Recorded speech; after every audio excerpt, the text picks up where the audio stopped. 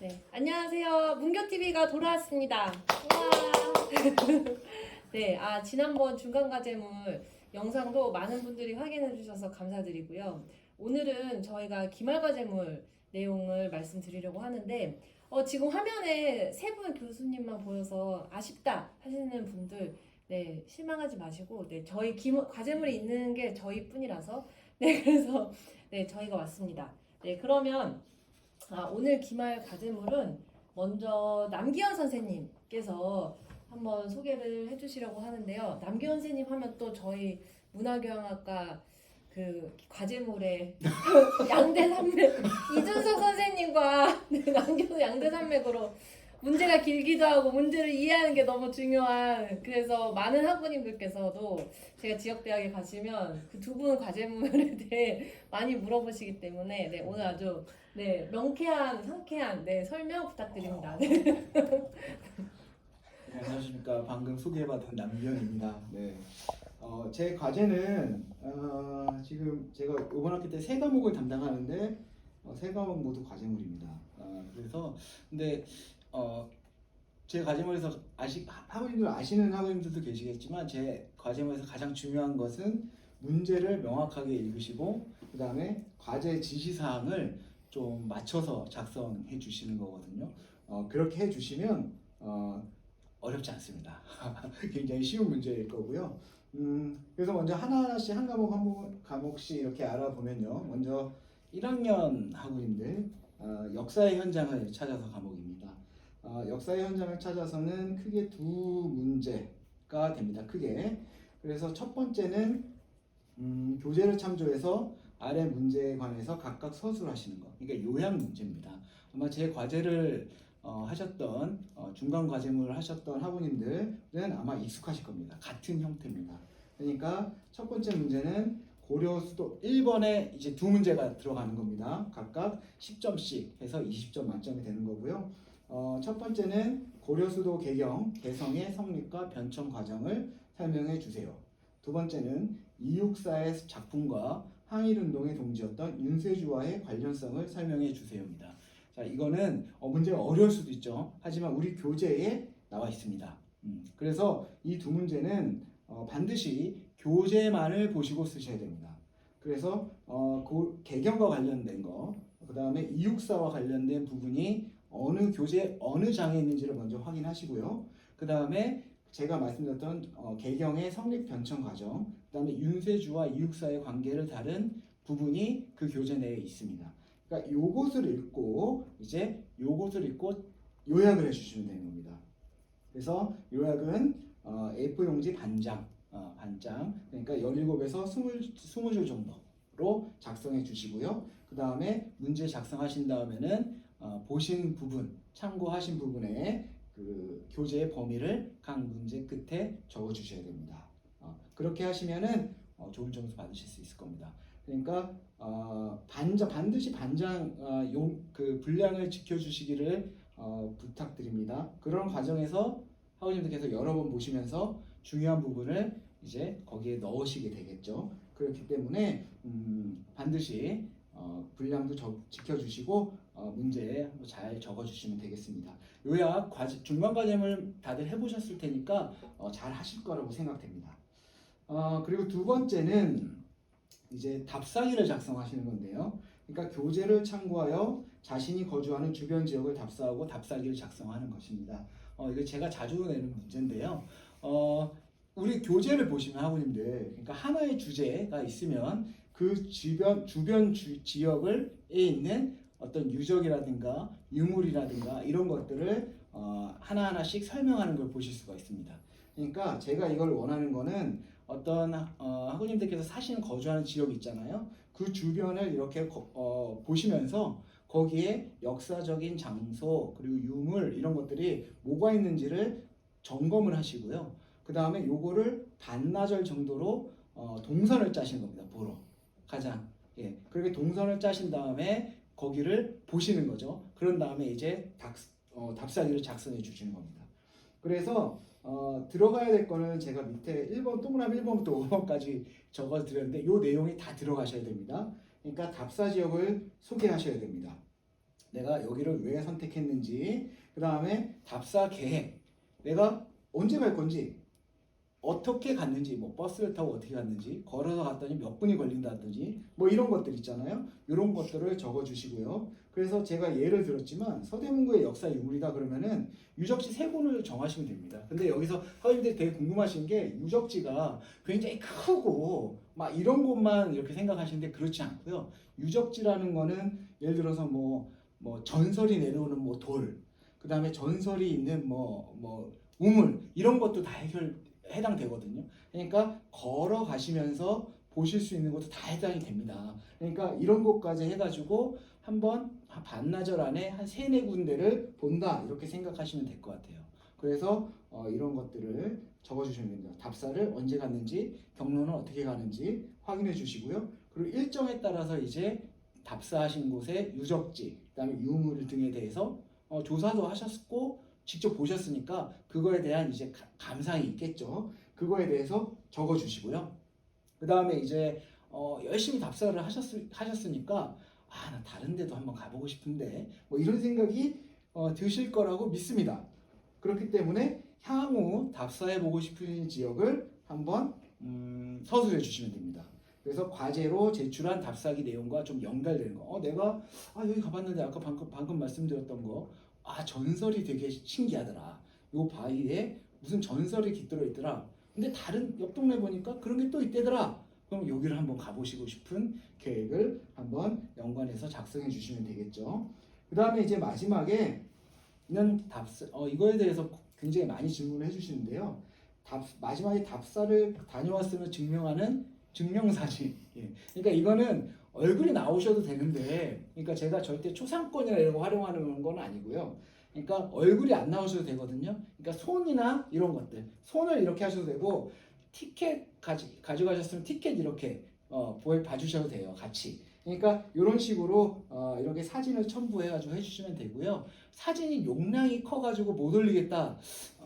죄송하지만 인정을 하지 않겠습니다. 왜냐하면 사진은 용량을 줄이는 법이 있거든요. 가장 좋은 거는 학우님들께서 사진 찍으신 다음에 사진기에서 바로 캡처가 가능합니다. 그 사진을 캡처하는 거죠. 핸드폰이나 컴퓨터에서요. 그러면 그 용량이 확연히 줄어듭니다. 그렇기 때문에 충분히 올리실 수가 있기 때문에 그렇게 작성을 해주시면 되겠습니다. 이게 30점이고요. 그래서 지역은 제가 조금 정해드립니다. 그러니까 대도시일 경우에는 구, 동 등으로 좀 범주를, 그러니까 내가 주변에 살고 있는 지역을 확인하는 게 이 과제의 목표입니다. 내 주변 지역에. 그렇기 때문에 그렇게 그렇고요. 비도시 지역이라고 하면 뭐 군, 면 이렇게까지.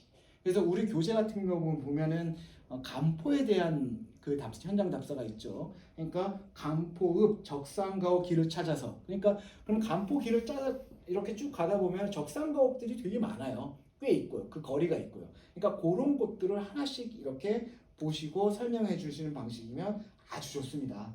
그래서 직접 조사하시고 경험한 내용을 적어주시면 좋고요. 그리고 필요에 따라서 뭐 책이나 아니면 이런 것들을 활용하셔도 돼요.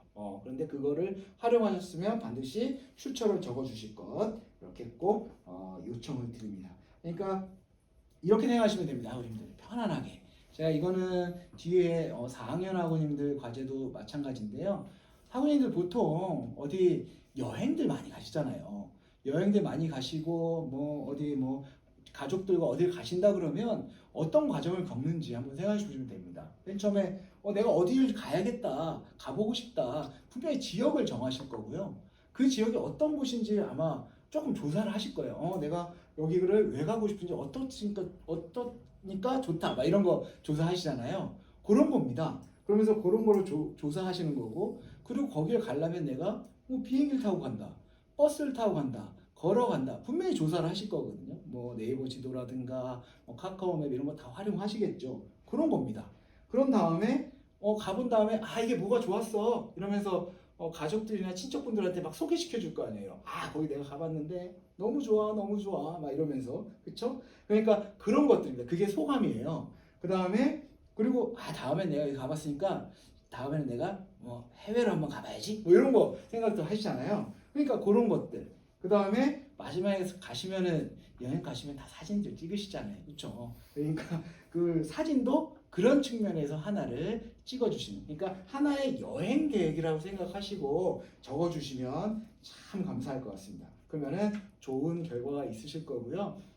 그리고 이거는 제가 임용된 이후부터 이제 항상 말씀드린 건데, 왜 이렇게 과제가 기냐, 그 다음에 과제에 들어가는 거를 뭐 요소를 동그라미 1, 동그라미 3 뭐 이렇게 해가지고 막 이렇게 주냐 많이들 궁금해 하시는데요. 이거는 저는 항상 우리 과제물은 우리 학교에 있을 때 학점도 중요하지만 글 쓰는 연습이라고 생각을 하거든요. 그러니까 뭐 이런 것들을 1번부터 한 5번 답사기다 그러면 제가 드린 요소를 만약에 답사기에 이렇게 제한된 분량의 이런 요소를 넣으면 적어도 좀 이상한 글은 안 되지 않나. 그리고 이게 나중에 되면 이게 습관이 되시면 이렇게 글을 쓰시면 아마 정말 어디 여행이나 답사 갈 때 계획서를 잘 썼구나 이런 말씀을 들을 수 있지 않을까, 이런 기대감에서 이런 요소를 넣어줬으면 하고 생각하는 겁니다.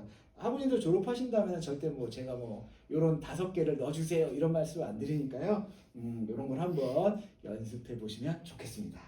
오늘 근데 궁금한 게 있는데요. 네네. 그 만약에 어떤 학우님이 살고 있는 지역이 아니라 평상시에 뭐 너무 좋아하는 유적이 있어서 그 유적지를 갔다 오고 싶다고 하면 그건 가능한가요? 저는 안 된다고 얘기합니다. 왜냐면 지금 이번 과제의 목표는, 왜냐면 가끔씩 질문을 많이 해주세요. 그래서 내가 서울에 사는데 예를 들어서 경주에 관련해서 쓰고 싶다.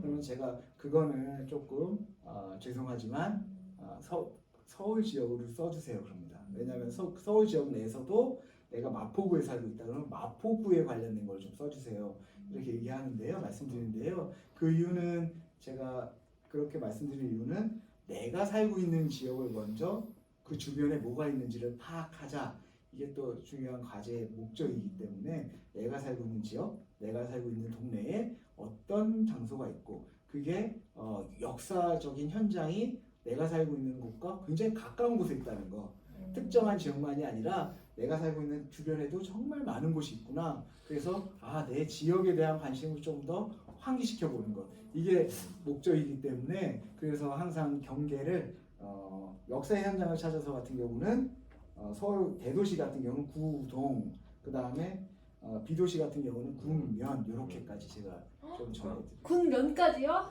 네네. 근데 만약에 세종시에 사는데 오늘도 정말 중요한데, 세종시에 사시는 학우님들은 제가 생각할 때는 세종시로 가셔도 되거든요. 세종시에도 분명히 있습니다. 세종시에도 있기 때문에 지금, 그리고 되게 굉장히 무슨 공원 같은 거 형식도 많이 만들어 놓고, 그래서 세종시에도 분명히 있는데 웬만하면 저는 세종시 안에서, 그러면 세종시 전체를 이렇게 한번 다녀보라고 얘기를 말씀을 드리죠. 근데 만약에 정말 그게 힘들다 그러면 저한테 상의를 주시거나 그렇게 하시면 답안에 저랑 상의했다는 조건을 가지고 세종시 주변이니까 뭐 공주라든가 여기는 가능합니다 이렇게 한번 여기 선생님 좋아하시는 김피탕이 있죠. 예, 그렇습니다. 그리고 정말 어쩔 수 없는 경우에는 네. 저와 상의를 하신 다음에 네. 제가 거기다가 답안에다가 반드시 저와 상의를 했다는 조건을 이렇게 조금 달아달라고 이렇게 원칙은 말씀드리고 있습니다. 가고 싶은 데가 아니라 내 곁에 있는 곳. 맞습니다. 예. 그래서 그렇겠네요. 그래서 역사의 현장이라는 것이 어쨌거나 내 주변에도 다 있다. 이걸 한번 인식해보는, 그리고 내가 요 기회에 한번 조사해보는 이런 것들을 한번 목적으로 하고 있습니다. 과제는. 의미가 있겠습니다. 네. 네, 그러면 신도시에 안 사는 학우님이 더 좋아하실 거. 아니요, 힘들어 하시더라고요. 왜냐면 이제 어느 쪽으로 이렇게 가야 되는지 그걸 그쵸. 조사하는 거서부터 조금 거리가 있다 보니까 다니기가 힘드시다고 그러신 학우님들도 계시는데요. 제 과제는, 그러니까 3학년 학우님들 과제를 제외하고 이따 말씀드리겠지만 함께 가셔도 됩니다. 가족들과 함께 가셔도 되고요. 그리고 친척분들과 같이 가셔도 되고요. 우리 학우님들하고도 같이 가셔도 돼요. 그러니까 학우님들께서 일단 계획을 짜시는 과제이기 때문에 짜셔가지고 뭐 손자, 손녀 같이 가셔도 되고요. 뭐 남편분, 뭐 아내분 이렇게 같이 가셔도 됩니다. 같이 가셔가지고 설명도 해주시고 그러면 아마 더 공부를 많이 하셔야 되니까 과제 작성하기 수월하지 않을까. 근데 이제 문제는 학우님들끼리 같이 가시잖아요. 아, 같이 가셔도 그런 거 적극적으로 추천하는데 답안이 같으면 안 됩니다. 아, 답안이 같으면 안 됩니다. 형식과 답안이 같으면 당연히 안 되겠죠. 가서 느끼시는 건 다 다르니까. 경로는 같을 수 있어요. 하지만 분명히 적으시는 거는 형식이 다를 수밖에 없습니다. 예, 그거만 유의해 주시면 될 것 같아요. 네. 그다음에 이제 3학년 과제인데요. 3학년 과제는 전통사회와 생활문화입니다. 전통사회와 생활문화인데요. 이거는 크게 두 과제인데요. 첫 번째는 교재 1장, 2장, 3장 중에 한 장을 참조하여 전통사회의 경제생활 양상에 관한 나의 가상 이야기를 서술하시는 겁니다. 그러니까 교재 1장, 2장, 3장 보시면 농업, 어업, 그리고 상업 관련된 이야기가 나오시는 것을 아실 수 있을 거예요. 그러면 어떻게 작성을 하시냐면 첫 번째는 내가 전통사회에서, 그러니까 조선시대가 주로 될 겁니다. 내가 농업에 종사하는 사람, 농사 짓는 사람이다. 또는 내가 업에 종사하는 사람이다. 그리고 내가 시장을, 장시를 이용하는 사람이다 라고 상정을 하십니다. 첫 번째, 나의 직업이나 이런 것들을 좀 상정하시는 거예요. 그러면 그때 당시에 내가 살아가고 있는 환경이 어떤지, 그리고 내가 어떻게 살아가고 있는지를 교재에 근거해서 설명하시는 겁니다. 그러니까 교재에는 전통사회 농업, 그다음에 어업, 장시, 상업 관련된 게 나와 있으니까요. 그 환경 교재를 읽어보시고 내가 거기에 해당되는 사람이라고 가상을 하시고 교재에 있는 내용으로 설명을 해주시면 됩니다. 나는 내가 뭐 이렇게 뭐 농사를 짓는데 농사를 짓다 보니까 뭐 어떤 때는 뭘 하고 어떤 때는 뭘 하고 이걸 어떤 때는 뭐 어떻게 하고 어떻게 살아가고 있고 참 삶이 고달프다 뭐 이런 형식이라든가 이런 형식을 서술해 주시면 되겠습니다. 반드시 교재랑 관련해서 이렇게 서술해 주시면 되겠고요. 이게 1번 문제입니다. 그 다음에 이제 두 번째 문제는 이거는 제가 한번 또 냈던 문제인데요. 이것도 역시 교재에 13장, 14장, 15장을 읽고요. 이를 바탕으로 전통시대의 여러 의례 생활을 서술해 주신 겁니다. 그래서 첫 번째는 그래서 세 가지 요소가 반드시 포함되어야 되는데요. 첫 번째는 내가 조선시대에 살았던 한 집안의 가장이라고 가정하십니다. 나는 뭐 예를 들어서 저쪽에 경기도 광주에 살고 있는 의령남씨의 한 가문의 뭐 장손이다 이렇게 가정을 예를 들어서 하시는 겁니다. 그러면서 이제 내가 태어나고 내가 가장인데 우리 뭐 손자가 태어났어요. 그러면은 어떤 의례가 있겠죠. 그리고 우리 집안에 보니까 20살 되는 사람이 있어요. 19살에서 20살 되는 사람이 있습니다. 뭔가를 할 겁니다. 그 다음에 그리고 이제 어느 정도 나이가 돼가지고 결혼하는 사람이 있네요. 그러면 그 결혼하는 사람과 관련된 행사를 어떻게 진행할 겁니다. 전통사회예요. 그리고 우리 알고 있는 우리 친척분이나 우리 부모님이 돌아가셨어요. 그러면 어떤 생활을 하겠죠. 그런 것들을 적어주시는 겁니다. 그러면은 그런 것들을 이제 하시면서 분명히 생각하시는 바가 있을 거예요. 예를 들어서 이 의뢰가 하는데 너무 힘들더라. 왜 힘들까? 그런 것들에 대한 나의 생각을 적어주신 겁니다. 뭐 의뢰가 이거 하니까 우리 가족이 하나가 되는 뭐 이게 있다. 장점이겠죠. 아니면 뭐 반대로 내가 생각하는 단점이 있을 겁니다. 그런 것들 그리고 이거를 어떻게 했으면 좋겠다. 이런 생각이 드실 거예요. 이런 것들을 가상으로 해가지고 나의 입장에서 적어주시는 겁니다. 그래서 이거에 맞춰서 적어주시는 게 이제 30점이 됩니다. 그래서 과제의 이제 공통적인 이제 주의사항은요. 먼저 나의 성씨 거주지 적극적으로 활용하셔도 좋습니다. 나는 예를 들어서 뭐 해화동에 살고 있는 뭐 김씨 가문의 차남이다. 뭐 이런 형식의 그 다음에 가상의 활동무대. 여기 해화동인데요. 여기 주변에 여기 보니까 참 양반집들이 많은 가문이더라. 그래가지고 굉장히 뭐 기와집도 많고 이런 집이다. 뭐 이런 형식의 그것도 설명해 주셔도 좋습니다. 그래서 교재를 바탕으로요. 바탕으로 그런 어떤 의례 생활 이런 것들에 대한 것들을 적어주시면 좋겠습니다. 그래서 뭐 인터넷 자료나 신문 자료 활용하셔도 되고요. 그리고 반드시 참고한 자료의 어떤 출처 밝혀주시면 감사하겠습니다. 그리고 분량 꼭 지켜주십시오. 1번은 A4용지 1매, 그 다음에 2번은 A4용지 2매까지 가능하십니다.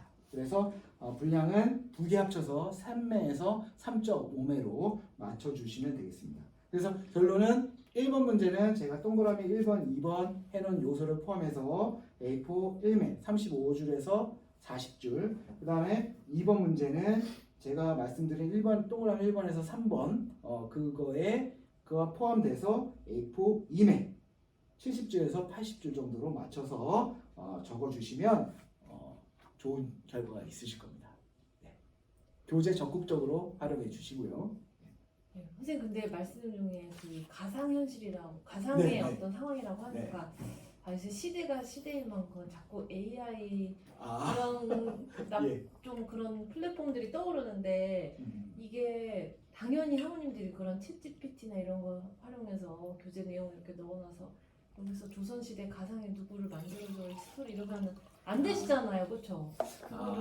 그래서 이게 안 되는데요. 만약에 AI로 활용하셔가지고 이게 너무 좋은 결과가 나온다.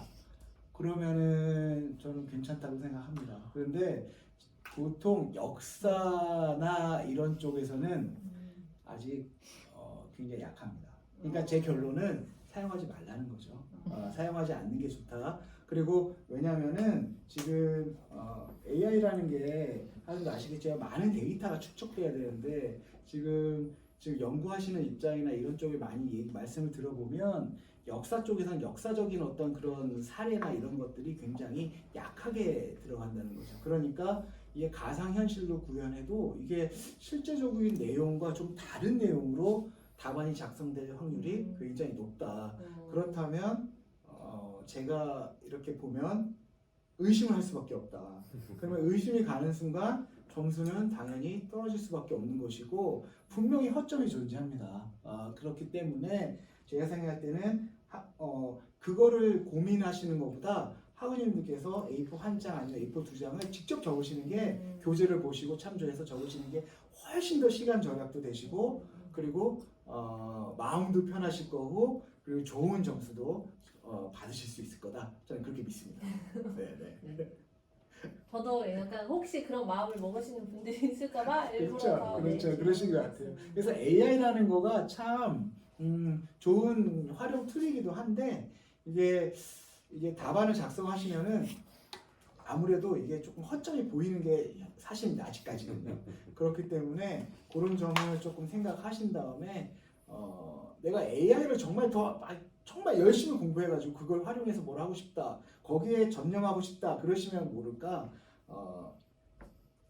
내가 생각한 바를 교재를 읽고 강의를 들으시고 영상을 보시고 적으시는 게 훨씬 더 도움이 되실 겁니다. 네. 그래서 3학년 과제는 이렇습니다. 그래서 일단 교재를 적극적으로 제가 말씀드린 1, 2, 3장, 13, 14, 15장 한번 중점적으로 보시고 한번 문제를 풀어보시면 감사하겠습니다. 네. 이제 끝나는 네. 거. 하나 더 있습니다. 네네. 4학년 과제는 죄송합니다. 제가 빨리 하겠습니다. 4학년 과제인데요. 2학기 때 제가 세 과목을 맞는 바람에 4학년 과제물인데요. 4학년 과제물은 이 문제는 제가 보통 항상 내는 문제입니다. 이거는 제가 전임 송창국 교수님께서 이 문제를 내신 거 보고 정말 좋다 이렇게 생각을 했어요. 그래서 그 문제를 기반으로 제가 약간씩 변형을 해서 지금 계속 드리고 있는데요. 첫 번째 문제는 이겁니다. 교재 3장 향교와 성원을 참조하여 내가 거주하고 있는 지역, 이때는 도까지 확장이 가능하겠습니다. 에 있는 향교 또는 서원, 그리고 서울은 성균관까지 가능합니다. 를 찾아가서 조사한 후에 감상문을 적는 겁니다. 그래서 향교하고 서원은 거의 모든 지역에 다 있습니다. 그러니까 뭐 지금 유네스코에 등재된 뭐 서원이나 이런 서원은 굉장히 잘 관리가 돼 있죠. 그렇지 않은 서원들은 되게 조금 좀 약할 수도 있어요. 그리고 특히 향교 같은 경우는 조금 못 들어가는 경우도 있고 그러시겠지만 전국에 다 있습니다. 다 있기 때문에 충분히 가실 수 있다고 믿고요. 특히 도까지 확장되었기 때문에 가실 수가 있습니다. 그래서 6가지 부분이 포함이 되어야 되는데요. 첫 번째는 조사 대상 향교와 서원에 대해서 당연히 소개가 있어야 될 겁니다. 가시기 서원이나 향교에 가시기 전에 먼저 조사를 하셔야겠죠. 어떤 서원인지 그거에 대해 소개를 하시고요. 그다음에 두 번째는 이제 서원을 가셨으니까 향교도 가시고 내가 언제 갔는지, 그렇죠? 그리고 어떻게 갔는지, 그리고 이런 것들을 동선을 적어 주셔야 됩니다. 그러니까 시간이 내가 어디서 출발했는데 얼마만큼 걸린다, 그렇죠? 이것도 답사의 일종이니까요. 그 다음에 이제 가셨잖아요. 그럼 조사한 내용을 적는 겁니다. 분명히 향교에 뭔가가 있습니다, 그렇죠? 유적도 있고요, 유물도 있을 거예요. 현판 같은 것도 있을 거고요. 그러면은 그거는 내가 어디에 있었는데, 그 기준 내가 어디에 있었는데 그 기준을 봤을 때 그건 얼마나 트더라. 그러니까 예를 들어서 뭐 몇 걸음이 걸린다든가 몇 미터 뭐 이런 것들. 그 다음에 거기에 보면 현판 비석들 있잖아요. 그거가 기록으로 남아 있지만 직접 가서 한번 재보십시오. 가가지고. 그래서 뭐 줄자를 잰다든가 줄자 가지고 가시는 분들이 꽤 있으신가 봐요. 좋습니다. 가셔가지고 아마 막지 않을 거예요. 그래서 어느 정도 재보시고 내 뺨에 손뼉으로 어느 정도 된다든가 이런 것들 조사하시는 거죠. 향교 안에 뭐가 있다, 서원 안에 뭐가 있다, 현판은 어떤 글씨가 써져 있는지 대략 얼마 크기 정도 된다더라, 이런 것들 적어주시고요. 그 다음에 감상 내용을 적어주시는 겁니다. 조사 대상지에 대한 나의 기억, 그 다음에 나는 향교가 참 고리타분한 데라고 생각했는데 가보니까 참 좋더라, 뭐 이런 거 있잖아요. 단순하게 그런 것들. 그 다음에 그러면서 이제 답사 전후 과정에 대한 소감, 느낌. 그 다음에 그 다음에 다섯 번째는 내가 이제 그러면은 거기서 담당자의 역할을 하고 있는 거예요. 향교나 서원을 관리하는 사람이라든가 아니면 내가 거기서 지금 공부를 하고 있는 사람입니다. 그러면은 그것에 내가 거기서 내가 향교에서 내가 공부하고 있는 게 의미가 뭘까? 서원을 관리하는, 내가 서원을 왜 관리하고 있지? 이런 의미 있지 않습니까? 그런 것들을 한번 서술해 주시면 좋겠습니다. 이것은 지금 현지 기준이어도 되고요. 내가 과거에 서원에 다니는 유생이라든가 향교의 어떤 뭐 향교에서 선생님이라든가 이런 역할을 하셔도 돼요. 그러니까 그때 그 의미가 뭔가, 서원이라는 게 의미가 뭔가, 향교라는 게 의미가 뭔가, 이런 것들을 좀 서술해 주시면 좋겠습니다. 우리 교재에 향교와 서원이 있거든요. 그거를 반드시 참조해 주시면 좋겠습니다. 그 다음에 이제 마지막에 이것도 역시 사진을 이렇게 첨부 한 장을 해주시면 좋겠습니다. 사진은 분량에 포함되지 않습니다. 그 다음에 이제 두 번째는요. 이제 하나는 두 번째 문제도 역시 답사인데요. 이거는 이 향교와 서원은 제외하고 내가 거주하는 지역, 도 단위까지 확장 가능합니다. 여기에서 유적지 중에서 내가 정말 소개하고 싶은 거 하나만 정하시면 됩니다. 하나를 정하셔가지고 방문하고 감상문을 적어주셔야 됩니다. 그런데 여기에서도요 5가지 항목과 해당되는 것을 과제물에 답안에 적어주셔야 되는데요. 첫 번째는 한국문화유물유적 교재에서 제시된 문화, 유물, 유적을 볼 수 있는 그리고 관련이 있는 곳을 선정해 주시면 감사하겠습니다. 우리 교재 보시면 정말 많은 유물과 유적 장소가 나옵니다. 그러니까 그것과 연관된 것. 예를 들어서 내가 사찰을 간다. 그러면 사찰 해당됩니다. 왜냐하면 우리 교재에 불교 문화가 있거든요. 그렇죠? 그러니까 이런 곳 관련된 곳을 연관된 곳을 꼭 정하면 좋겠습니다. 그럼 이것도 역시 똑같습니다. 그 다음에는 방문 일정, 과정 최대한 구체적으로 작성해 주시면 좋겠습니다. 언제, 어떻게 갔는지, 시간 어떻게 되는지. 그 다음에 이제 방문 대상 유적지 소개해 주셔야죠. 그 다음에 우리 교재와 관련된 문화, 유물, 유적과 연관해서 인상 깊은 점, 그러니까 우리 교재에 뭐가 나왔는데 예를 들어서 백자가 나왔어요. 우리 교재에 백자가 나왔는데 그 백자가 여기서 볼 수 있다. 이 백자의 의미를 뭐 어떻게 내가 생각한다. 예를 들어 이런 거 있지 않습니까? 이런 것들을 소개해 주시고요. 그리고 유적지를 관람한 다음에 전반적인 이제 평가를 적어 주시는 겁니다. 여기 가보니까 참 여기는 동선이 좋더라. 경치도 좋고 그리고 관리를 굉장히 잘하고 있다더라. 뭐 이런 것들. 그런데 딱 가보니까 이거 되게 중요한 것 같은데 너무 관리가 소홀한 거 아니야? 이런 것들. 그래서 내가 만약에 뭐 좋았던 점, 개선할 점, 내가 관리한다면 어떤 점을 좀 이걸 강조해가지고 사람을 뭐 끌어모은다든가 뭐 이런 것들까지 이렇게 적어주시면 좋겠고요. 그 다음에 감상문 마지막에는 역시 내가 다녀왔음을 증명하는 사진 한 장 이렇게 첨부해 주시면 좋은 과제물을 작성하실 겁니다. 제가 그래서 우리 4학년 제가 출석 수업 가서는 이렇게 말씀을 드리는데 보통 한국문화유물유적 수업은 4학년 학우님들이 많이 들으시거든요. 4학년 학우님들 같은 경우 이제 조금 있으면 졸업을 하시잖아요, 그렇죠? 졸업을 하시니까 제가 고민을 했습니다. 그러니까 답사를 한 군데만 갔다 오게 할까, 그리고 앞에는 뭐 요약을 하게 시키고 이런 형식으로 할까 그랬는데 이제 4학년 학우님들 졸업하시니까 하루 정도, 그러니까 오전, 오후를 하루를 답사하는 시간으로 삼으셔가지고 가족분들도 그렇고 친척분들도 그렇고 같이 오전에는 뭐 예를 들어서 향교를 갔다 오시고 점심 식사 하시고 그 다음에 오후에 정해진 유적지 가셔가지고 한번 보시고 그 다음에 저녁 식사 하시고 이렇게 헤어지시는 이런 시간을 가지시면 좋겠다라는 의미에서 이런 문제를 드렸습니다. 네, 이상입니다. 네. 네. 학우님들 파이팅 하셔야겠다는 생각이 들어요. 되게 쉬운 문제예요. 쉬운 문제입니다. 예. 쉽게 그냥 제가 진짜 그 앞서서도 말씀드렸지만 내가 어디를 여행 간다. 그리고 내가 어디를 둘러본다. 이렇게 생각하시고 어디를 여행하실 때는 어쨌거나 목적 대상지가 있어야 되고 그 대상지를 설정한 이유가 있어야 되고 대상지를 어떻게 가야 되는지 이유 그게 설명이 나와야 되잖아요. 그런 것들을 이제 글로 표현한다 이렇게 생각하시면 되겠습니다. 그래서 용량은 뭐 각자 분량은 1번 문제, 2번 문제 다 A4 2매 정도씩만 적어주시면 되겠습니다. 4학년 학원에서 충분히 뭐 쉽게 잘 적으시더라고요. 예. 그래서 어렵지 않은 문제라고 믿습니다. 알겠습니다. 네. 네. 뭔가 이렇게 답사를 열심히 다니실 학우님들의 모습이 뭔가 눈에 선하게 보여요. 네. 그러면 다음은 어떻게 이준석 선생님. 네, 그럴까요? 네. 그럼 간단하게 하겠습니다. 네.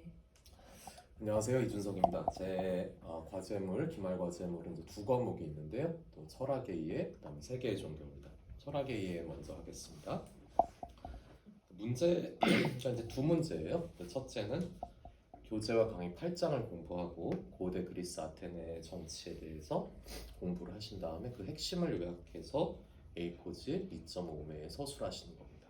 그다음에 두 번째는 교재와 강의 12장을 공부하고 자본주의적 생산의 특징과 또 소비사회에 대한 반성, 생태적 삶의 실천에 대해서 그 핵심을 요약하고 서술하는 겁니다.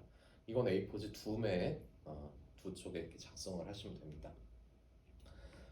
제가 또 이제 일관되게 계속 출제하는 양식의 문제들이라서 아마 크게 놀라시진 않았을 거라고 생각합니다. 공부를 하고 그 핵심을 요약해서 정리하는 건 사실은 이게 우리 공부의 과정에서 굉장히 큰 핵심적인 부분이라고 생각을 합니다.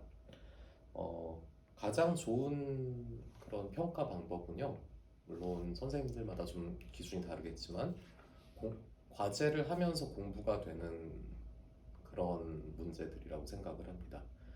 핵심을 요약하기 위해서는 무엇이 이제 핵심이고 무엇이 보조적인 것, 부차적인 것인지를 알아야 되죠. 그러면은 여러 번 읽고 생각하는 수밖에 없습니다. 그래서 한 번의 독서로는 아마 어려우실 거고요. 강의를 들으시고 또 여러 번 이렇게 시간을 내서 읽어가면서 그때 그렇게 되면은 내용이 다 파악이 되고 무엇이 진짜고 무엇이 좀 부수적인 것들인가 이렇게 구별이 오시는 순간이 올 겁니다. 그때 핵심적인 것들을 남겨놔서 그것을 자기가 소화한 바대로 자신의 문장으로 이제 정리를 해주시면 됩니다. 책이라든가 워크북 또 영상 강의에 나오는 그런 문장들 표현들을 그대로 다 옮기시면은 실망스러운 점수가 나올 겁니다. 또 이 두 문제 8장과 12장은 모두 이제 철학의 어떤 근본적인 분야라고 하기보다는 응용된 분야라고 할 수 있어요. 그 정치 철학 그리고 정치 사회 경제에 대한 그런 분야들이라고 할 수가 있는데, 그럼 철학은 여기서 어떤 역할을 하는가라는 걸 여러분들이 공부를 하시면서 다시 한번 음미를 해보시기 바랍니다. 철학이란 거는 여러분들 제가 이제 출석 수업이나 이런 데서 강조를 하는데 결국 거의 언제나 더 좋은 선택을 하기 위한 질문과 그 질문의 답을 찾기 위한 과정이라고 생각을 합니다. 우리가 이제 골방에 틀어박혀서 우리 현실과 무관한 그런 뜬구름 잡는 얘기하는 게 철학이 아니고요. 사실 내 삶을 더 풍요롭게 만들고 더 좋은 선택을 해나가면서 더 좋은 삶을 살기 위한 장치로서 이렇게 철학을 생각하신다면은 정치, 경제 다 무관하지 않고 오히려 철학이 없으면 우리에게 재앙이 될 수 있는 그런 분야라고 생각을 해서 여러분들 이번 기회에 이런 부분들을 조금 음미해 보시라는 취지에서 문제를 냈습니다. 남기현 선생님께서 조금 아까 이제 과제물 얘기해 주셨는데 제 과제는 남기현 선생님의 과제물과 다르게 발품이 전혀 들지 않습니다. 굉장히 좋은 그런 장점이고요. 나머지 그럼 단점이 있냐? 나머지는 다 단점입니다. 이게 제 과제를 잘 하시려면 대단히 고통스러우실 겁니다. 어떤 학생분들은 무자비하다 이런 표현을 하셨는데 반 정도는 맞는 말입니다. 과제 수행은 무자비하고요. 그다음에 점수는 자비롭게 나갈 겁니다. 그렇지 않은 경우들이 있는데 표절하는 거죠. 아까 말씀드린 대로 책과 워크북, 영상 강의 문장과 표현들을 그대로 가져오는 것 표절이고, 상업 사이트라든가 블로그 같은 데서 가져오는 것 역시 표절입니다. 점수를 드릴 수 없습니다. 그리고 이제 인공지능, 특히 이제 챗GPT라든가 아니면 요새는 클로드 같은 것도 많이 쓰죠. 저도 많은 과제물들을 이렇게 채점을 하면서 이제 그런 이제 AI들이 해놓은 결과물들을 이렇게 식별하는 안목을 조금씩 갖춰가고 있습니다. 두 가지 의미에서 저는 이 과제물을 작성할 때, 공부를 할 때 AI 사용을 반대를 하고 있는데요. 첫째는 우리 과제 중에 이제 두 번째가 생태적 삶의 실천에 관한 문제인데, AI는 굉장히 반생태적입니다. 여러분들 알고 계시겠지만 챗 GPT 하나만 볼 때 클로드라든가 구글 바드 이런 거 전부 다 빼고요. 하루에 한 2억 건 이상의 요청에 응답을 해야 됩니다. 그러면 이제 죄송합니다. 매일 한 50만 킬로와트시 이상의 전력을 소모해야 되는데요. 이게 전력을 굉장히 많이 소모하는 미국의 일반 가정을 예를 들 때도 한 가정에 비해서 17,000배 이상의 전력 소모량이에요. 그리고 이게 6개월 전에 통계이기 때문에 지금은 훨씬 더 많이 늘어났습니다. 이런 폭증하는 그런 AI 수요에 우리가 전력을 당장 이렇게 대비하기 위해서는 원자력 발전소 같은 거에 사람들이 눈을 돌리게 됩니다. 그러면은 이제 후쿠시마라든가 아니면은 쓰리마일섬, 그다음에 이런 원자력 발전소들의 재앙 이런 것들이 그곳에만 있는 게 아니라 전 세계로 다시 퍼지게 되겠죠. 우리 여름에 에어컨도 못 킬 수도 있습니다. 저는 이런 건 좀 반대하는 쪽입니다. 그래서 반드시 필요한 부분에서만 AI를 좀 쓰시기 바랍니다. 이거는 AI가 들어오면 안 되는 영역이라고 생각을 합니다. 두 번째, AI에게 이제 답을 구하는 거는 내 생각과 판단을 AI한테 외주를 주는 게 되겠죠. 그러면 여러분은 여러분이 아니게 됩니다. 여러분 삶의 주인일 수 없고요. 그러면 그거야말로 정말 반철학적인 그런 행동이 됩니다. 철학의 이해를 공부하면서 그 흐름을 너무 거스르시지 않으셨으면 좋겠습니다.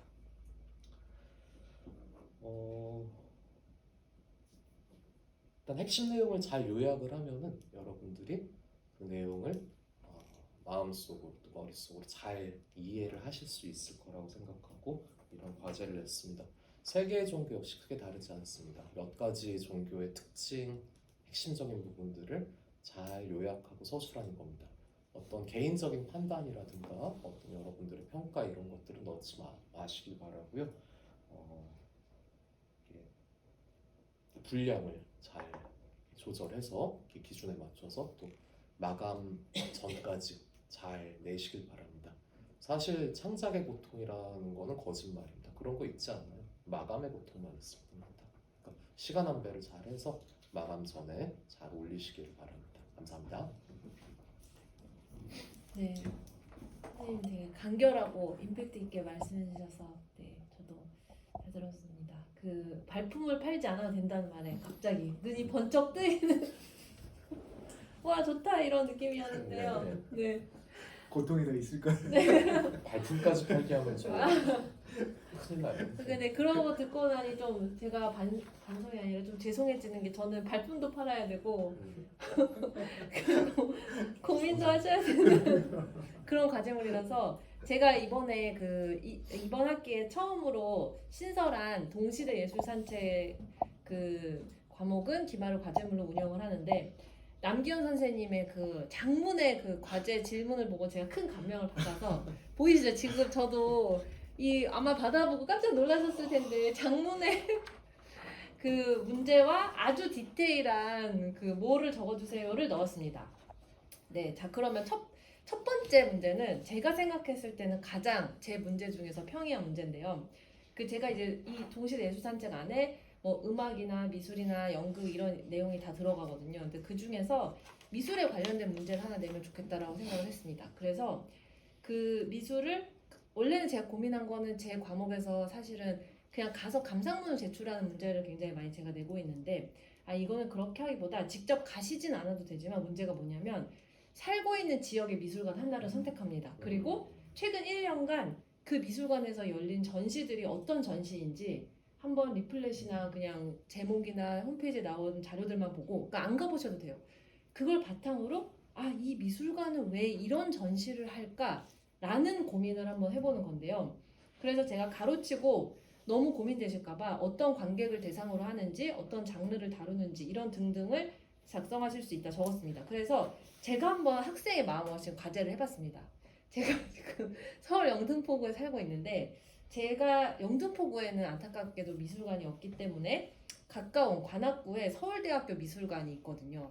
그래서 여기에서는 지난 1년간 어떤 전시를 하는지 제가 조사를 한번 해봤는데요. 먼저 지금 하고 있는 서울대 미술관의 전시 제목은 예술, 보이지 않는 것들의 관문이라는 제목입니다. 그러면서 여기 굉장히 그 이준석 선생님과도 관련된 그런 이야기들이 많이 나와요. 그러니까 과거 고전으로부터 시작해서 시각예술은 과연 무엇을 추구했는가라는 이야기들이 나오면서 뭐 플라톤, 무슨 바슐라르, 그리고 뭐 몬드리안 또 이런 저런 이야기들이 앙리 마쇼, 요셉 보이스 등등이 나오는데 여기에서 결국 하고자 하려는 말이 뭘까? 이제 제가 고민을 해보니까 보이지 않는 것들의 관문이잖아요, 예술을. 그러니까 우리는 항상 예술을 보이는 것으로 지각하고 인식을 하는데 그게 아니라 오히려 보이지 않는 것들에서 우리가 어떤 예술적 요소를 찾아낼 수 있는가.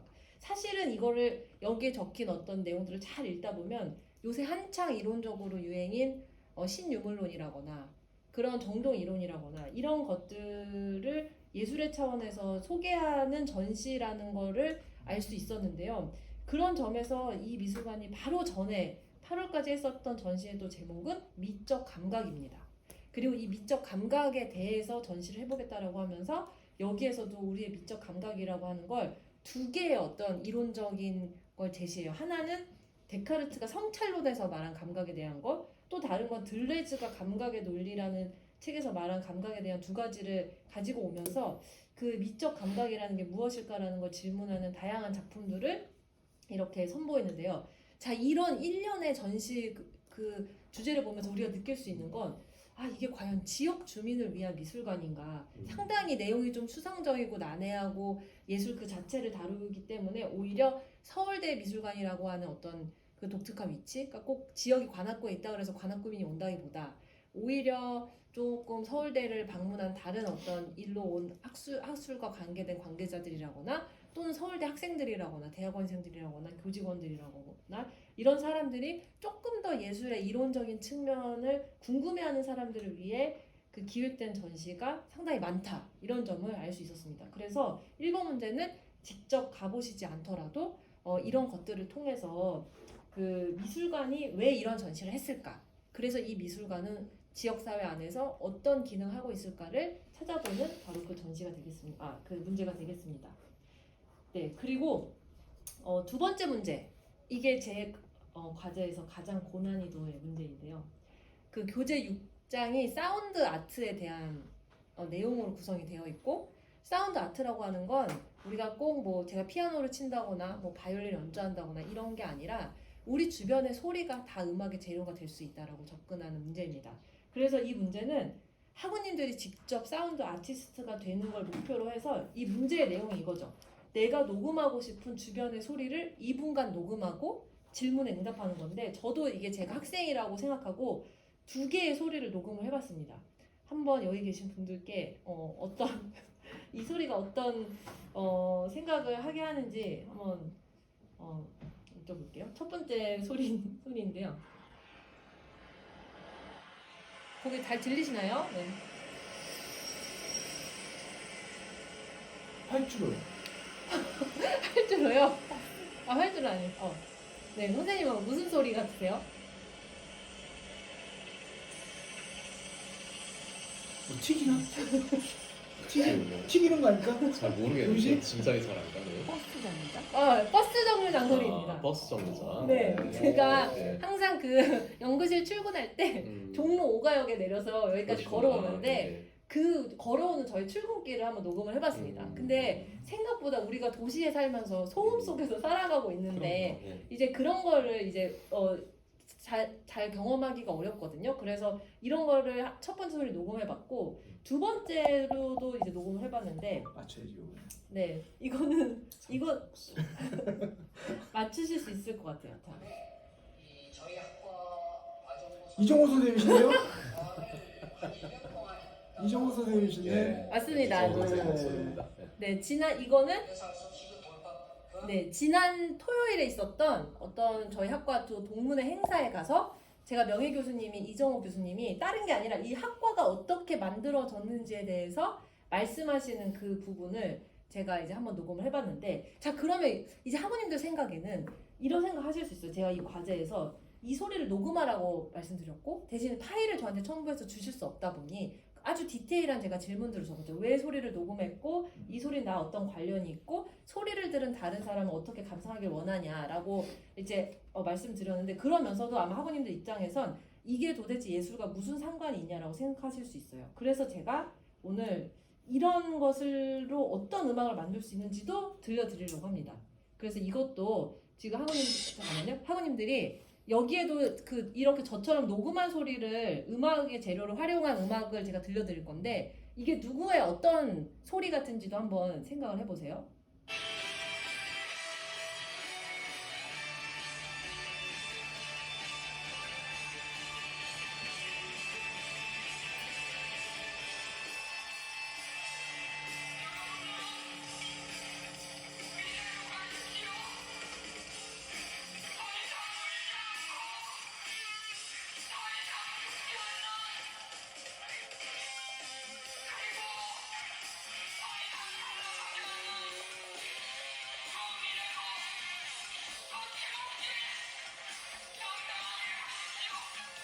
모르시겠죠? 알면은 거의 검증을 하셔야 되는데 지금 이거는 한진중공업에서 해고되고 37년을 투쟁해서 22년에 복직한 김진숙이라는 어떤 노동운동가가 자신의 그 퇴임식에서 했었던 연설입니다.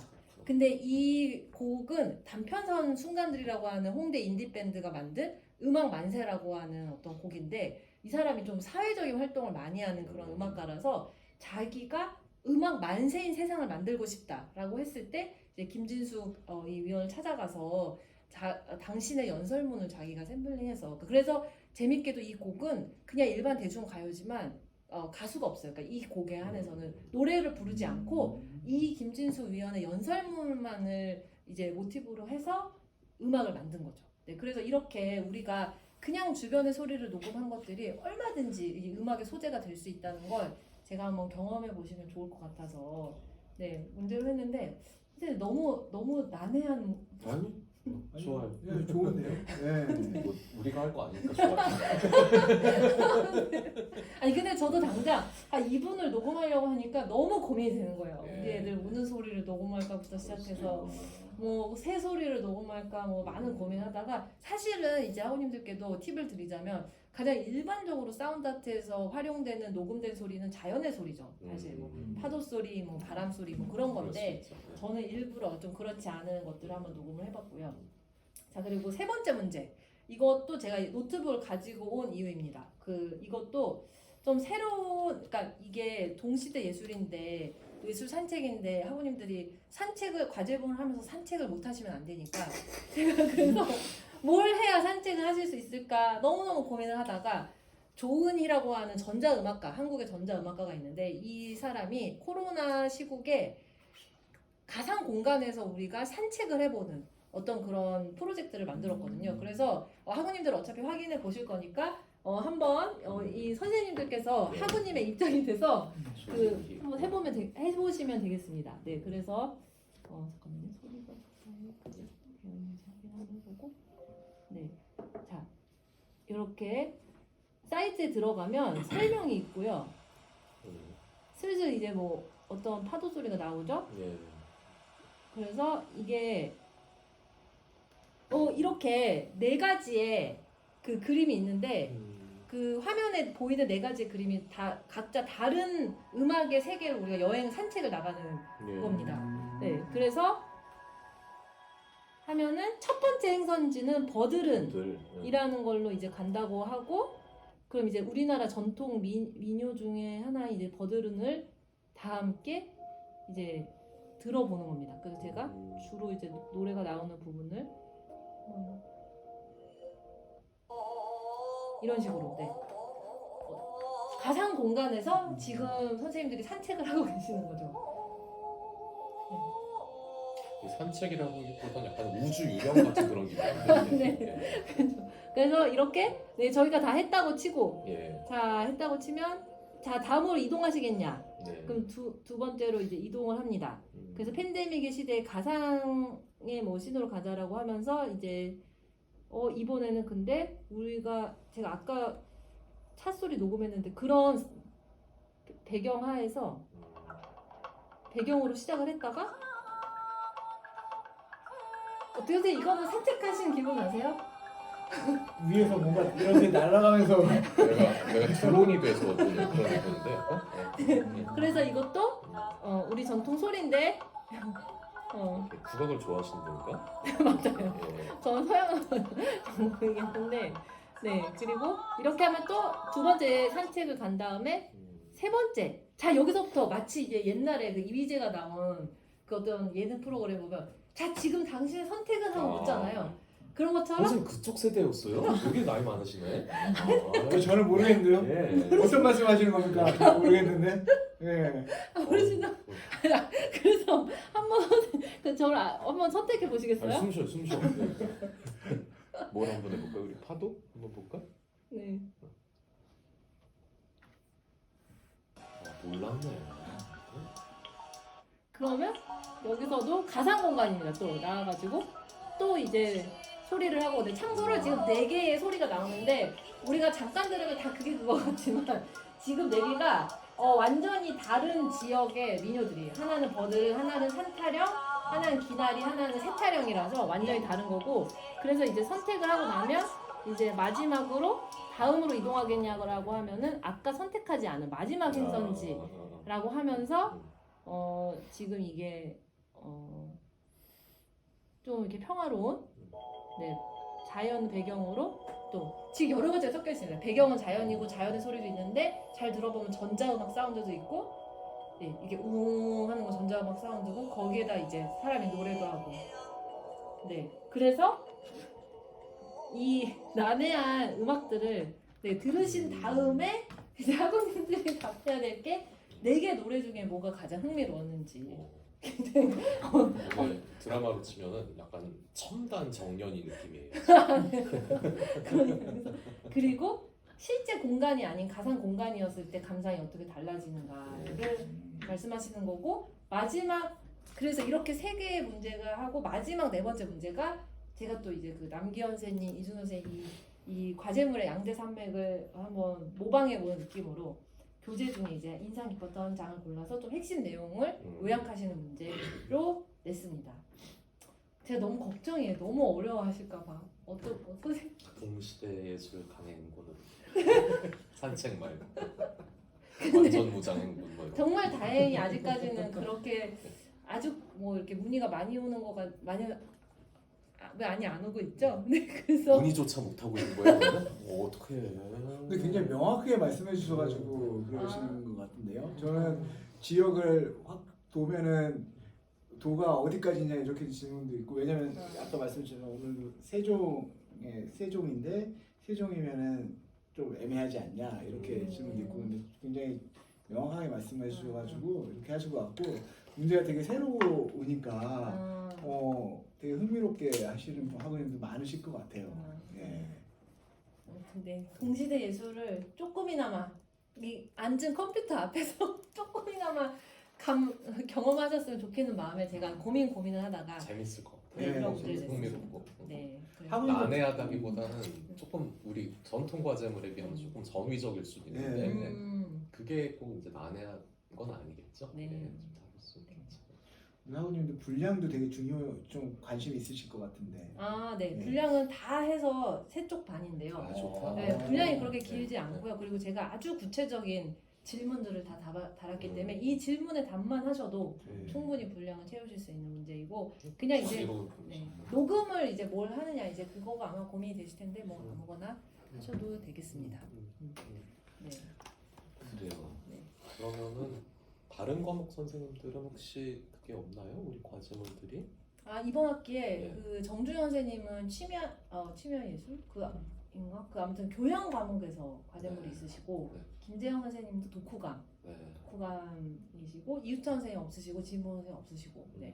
그래서 과제물은 요렇게가 네 다입니다. 그래서 네. 근데 안 그래도 저희 학과에서 최근에 이제 주로 이제 김재원 선생님이나 이유찬 선생님이 독후감을 많이 필요로 하는 어떤 그런 과제를 많이 내시고 계세요. 그래서 그게 어떻게 보면은 학우님들께 또 좋은 자극이 될 수도 있겠다. 네, 새로운 책을 읽어보고 네, 그런 기회가 될 수 있을 것 같아서 네, 저는 좋을 것 같고 그리고 이 문교TV 시청하시면 그 꼭 댓글에 학우님들이 의견을 많이 남겨주셔도 좋을 것 같아요. 예를 들어 어떤 부분 설명 더 해주세요. 뭐 이런 거나 아니면 뭐 혹시라도 저희 뭐 목소리가 잘 안 들린다거나 아니면 뭐 그런 어떤 문교TV도 듣고 싶다 이런 의견 남겨주시면 저희가 이제 뭐 방학 때도 방학 특강으로도 문교TV 찍고 이렇게 매번 이렇게 찍으니까 네, 이렇게 하면 좋을 것 같습니다. 네, 그리고 그 저희가 원래는 시험에 대해서도 간단히 설명을 드리는데 선생님은 시험도 있으시죠? 이번엔 없어요. 네. 저는 제가 음악의 이해 감상이 시험이 있어서 그것도 이제 간단하게 말씀을 드리면 이번 음악의 이해 감상은 그 학우님들이 가장 주의하셔야 될 거는 강의는 전 범위인데 교재는 제가 뭐 1장, 뭐 2장에서 4 이런 식으로 아주 그 몇 개만 골라놨거든요. 그래서 혹시라도 교재를 전 범위로 착각하시고 다 읽으시면 안 되는데 이제 그 부분을 유념해서 이제 해당하는 교재만 잘 선택해서 보시기를 바라고요. 그리고 제가 이제 항상 많이 물어보세요. 뭐 그러면은 정말 그 강의에서도 다 나오냐, 뭐 교재에서도 다 나오냐 이렇게 말씀하시는데 제가 25문제를 정말 균등하게 두 문제씩 해서 모든 장에 고루 분포되게 되고 그리고 그래도 학우님들께 좀 도움이 되고자 그 이제 매체 형성평가 그 밑에 보면은 제가 2개의 문제를 연습 문제로 낸 게 있는데 거기에서 좀 많이 나옵니다. 그래서 거의 연습 문제는 무조건 암기하시고 답까지 그리고 나머지 문제들은 조금 그래도 모든 장에서 골고루 나온다. 그러니까 이제 강의 PPT를 좀 열심히 보시면 될 것 같아요. 제가 이제 이렇게 작년에도 말씀드리고 내서 저는 너무 쉽게 낸 거 아니야 라고 이제 걱정을 했는데 몇몇 학우님들이 너무 어려웠다고 하셔가지고 좀 당황스럽긴 했는데, 근데 제가 이제 일부러 암기하는 류의 그런 문제는 웬만하면 안 내거든요. 네, 그러다 보니까 그런 게 아니라 맥락을 파악해서, 예를 들면 뭐 르네상스 음악의 특징을 중세 시대나 고전주의 시대와 비교해서 했을 때 다음 중 맞는 것은 무엇인가, 약간 이렇게 앞뒤 시대적 맥락을 고려하면 이제 다 이제 학우님들이 파악할 수 있는 그런 문제를 내기 때문에 조금 이제 교재나 강의를 보실 때도 맥락을 잘 이해하는 그런 방향으로 공부하시면 다 좋은 점수 얻으실 수 있지 않을까 생각합니다. 예, 이건 높아시면서 하나만 제가 추가하는 건데요. 가끔 기출 문제를 어디서 구할 수 있냐 이런 문의를 학생들이 여전히 많이 주세요. 사실은 그게 우리가 문제은행 시스템으로 시험 방식을 바꾼 이후로는 기출 문제 제공을 안 하고 있습니다. 왜 그런지는 아실 텐데요. 그럼에도 불구하고 기출 문제를 요구하신다는 거는 문제은행도 은행이니까 은행을 털겠다는 얘기나 마찬가지거든요. 그래서 너무 좀 이렇게 무모한 시도라고 생각이 되고, 아까 성윤 선생님 말씀하신 대로 교재와 강의, 그다음에 그 공부가 충분히 되면은 나중에 워크북으로 한번 정리하고 연습 문제들을 풀어보고 하는 것으로 충분할 거라고 생각을 합니다. 저만 해도 이제 만일에 시험을 내는 경우에는 이게 학생들이 물어보는 경우에는 이게 교재 몇 페이지 어디 몇째 줄에 이 문제와 정답이 있다라고 말씀드릴 수 있게끔 이렇게 출제를 하고 있습니다. 그 밖에서는 내지 않아요. 안 그러면 그건 학생분들에게 너무 큰 부담이 될 거라고 생각을 합니다. 그러니까 기출 문제 같은 경우는 여러분들 잊어주시면 좋겠고요. 전공법 하나밖에 없습니다. 강의를 잘 들으시고 또 교재를 잘 익히시면은 여러분들에게 실망스럽지 않은 그런 점수가 나올 것으로 믿고 있습니다. 네, 감사합니다. 네, 그럼 어떻게 여러분의 무거운 마음이 이제 이 방송을 듣고 가벼워지셨기를 바라면서, 네, 저희는 다음번 문교TV로 또 돌아올게요. 네, 기말고사, 기말과제물 화이팅 하세요.